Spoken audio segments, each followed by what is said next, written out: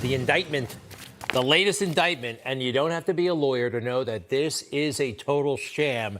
This is not a legal document. It is totally political. I mean, seriously, anybody can understand this. Anyone can see that it's hyper political. All kinds of weird partisan political observations, all kinds of mistakes. And it's all intended to distract us. And I won't let it. I'm going to get to this thing in a little bit. But do you know the whole political world once again shifted yesterday?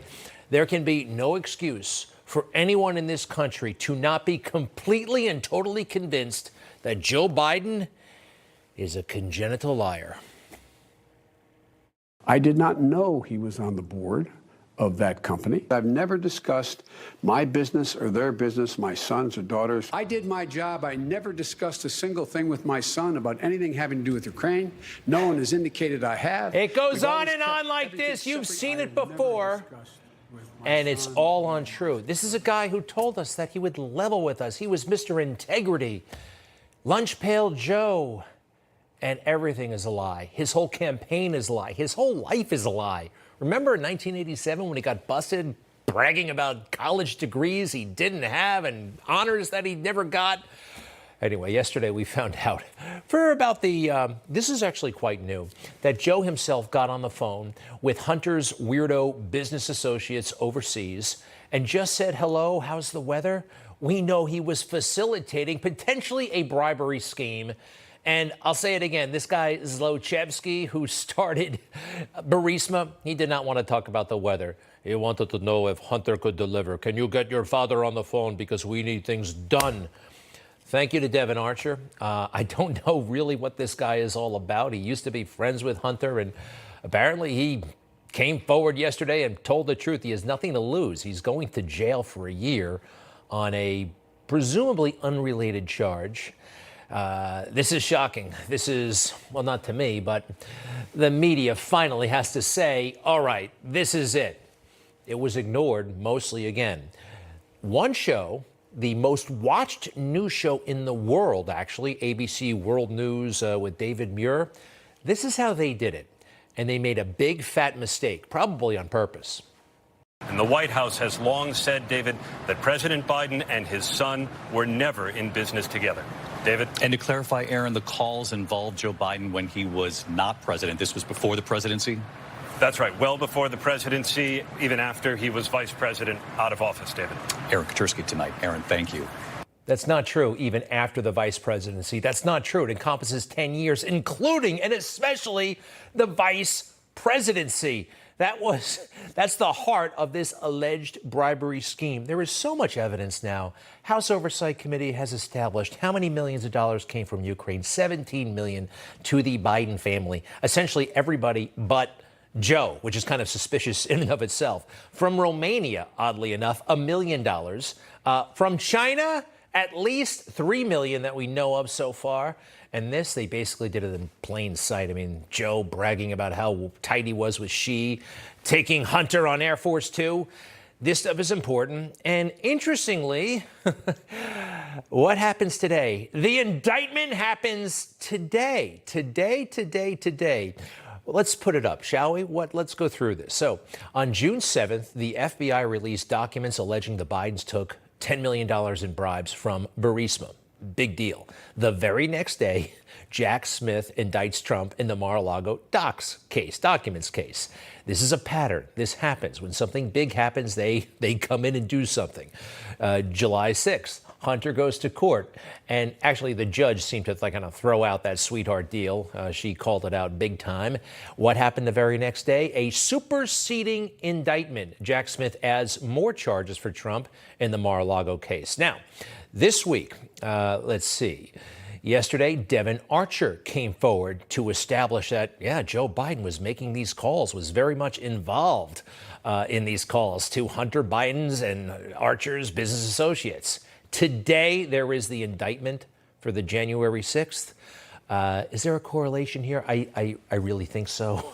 I think this is strategy, don't you? It's quite obvious. Now, let's turn to the indictment. Now, here's the part that I think is kind of the laugh out loud part. They're trying to get into Donald Trump's head. Now, I'll go through this. They say Donald Trump knew that the election was not stolen. Donald Trump knew that he had lost. How could they know that?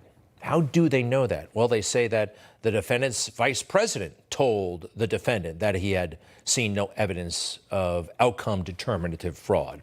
The senior leaders of the Justice Department, appointed by the defendant, told him the same thing. The Director of National Intelligence, the Department of Homeland Security, Cybersecurity, they all told Donald Trump that, no, you didn't win this election. Senior White House attorneys, you can't find these guys anywhere in the Constitution. It's not up to them. It's not. It's up to the president can think whatever he thinks. It's his right. We elected him. He has power.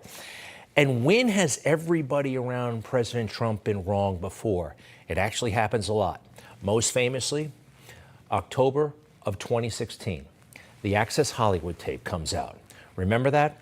Everybody in the world was saying that Trump could not win. Reince Priebus, the head of the Republican Party, made a special trip to Trump Tower saying, it's over. You have to get out now. This is it. Time's up. You can't win. 48 hours later, it was like it never happened. But that weekend was a dark weekend, you remember? And the whole world said he was finished. He has a habit of being surrounded by people who are wrong.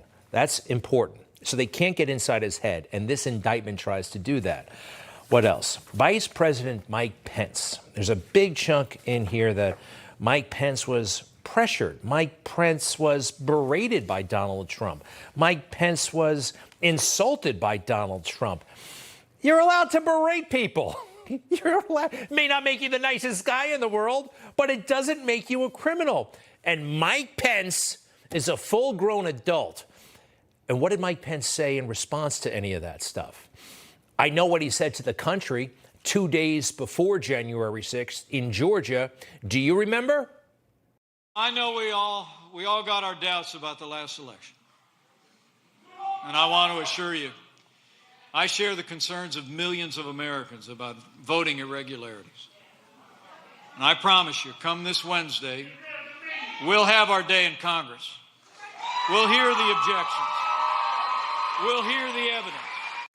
If Mike Pence were under so much pressure, if he was withering under that pressure, he could have said out loud at that time, he was in Atlanta, Donald Trump wasn't there, there's only one thing I can do on January 6th, and that's just stand there and be dignified. He could have said that. He could have said, I have no power to do anything on January. He didn't. He played footsie.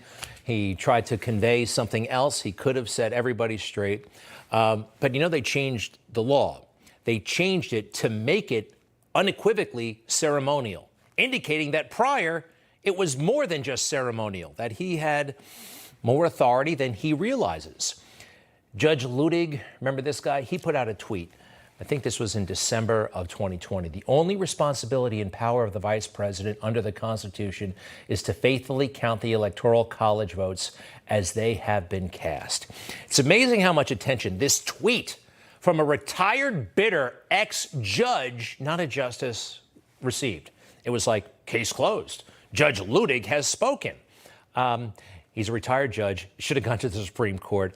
And even Judge Ludig, when you question him about this, he said that the vice president had more authority. Potentially. Look at what he said.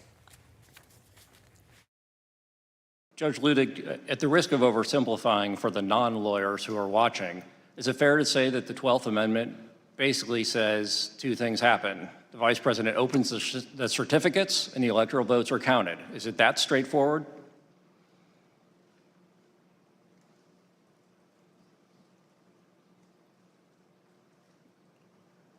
I would not want that to be my testimony before the Congress of the United States.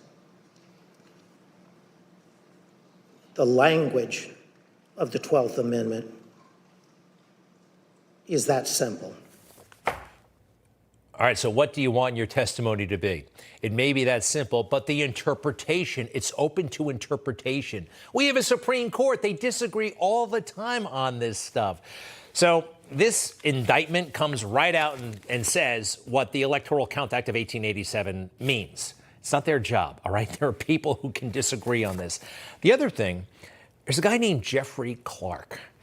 I think this dude is a hero. He was a mid-level. They say he's mid-level. I think they're trying to insult him. He was a senior Justice Department official, and he suspected voter fraud.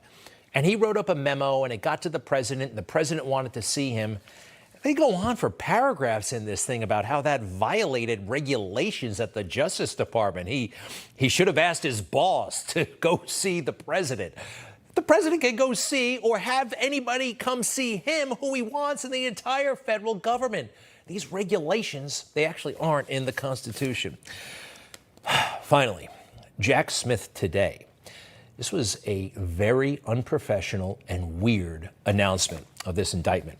What he's about to say actually really isn't in this thing. Take a look. Good evening. Today, an indictment was unsealed, charging Donald J. Trump with conspiring to defraud the United States, conspiring to disenfranchise voters, and conspiring and attempting to obstruct an official proceeding. The indictment was issued by a grand jury of citizens here in the District of Columbia, and it sets forth the crimes charged in detail. I encourage everyone to read it in full. The attack on our nation's capital on January 6, 2021, was an unprecedented assault on the seat of American democracy. As described in the indictment, it was fueled by lies. Lies by the defendant targeted at obstructing a bedrock function of the U.S. government, the nation's process of collecting, counting, and certifying the results of the presidential election. The men and women of law enforcement who defended the U.S. Capitol on January 6th are heroes. They are patriots, and they are the very best of us. They did not just defend a building or the people sheltering in it.